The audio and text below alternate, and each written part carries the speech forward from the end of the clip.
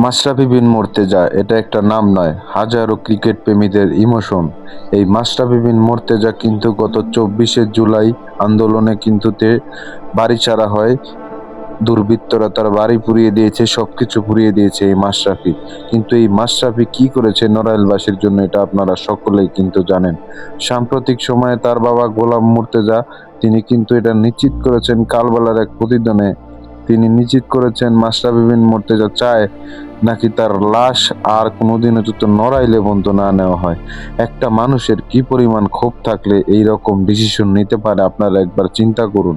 মাশরাফি বিন মুর্তজা কি করে নাই, নড়াইল এক্সপ্রেসে আধুনিক জিম তুলেছেন, নড়াইলের মানুষের জন্য অনেক উপকার করছে যারা বিগত দিনেও তারা এমন উন্নয়ন দেখেনি। মাশরাফির ক্ষেত্রে মাশরাফির নিজস্ব কোনো টাকা পয়সা নেই, মাশরাফি যা করেছেন নিজের ফান্ড থেকে করেছেন, মাশরাফি যা করেছেন নিজের পয়সাতে করেছেন। মাশরাফির কোনো দুই নাম্বারি ব্যবসা নেই, মাশরাফি কোনো চাঁদাবাজির সাথে জড়িত নেই।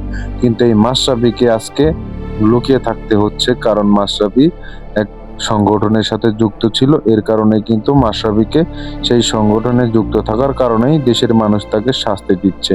একবার চিন্তা করুন যে এই মানুষটি কোনো দিন মানুষের ক্ষতি করে নাই, উপকার ছাড়া কোনো কিছু করে নাই, তারপরে সেই মানুষটিকেও দিন শেষে এমন কথা শুনতে হচ্ছে। মাশরাফির এমন অবস্থা হয়েছে, মাশরাফি কারোর সাথে কথাও বলেন না। আগে যেরকম হাসি খুশি ছিল সেমনও না, যখন সে কথাবার্তা বলে না খুব চুপচাপ থাকে।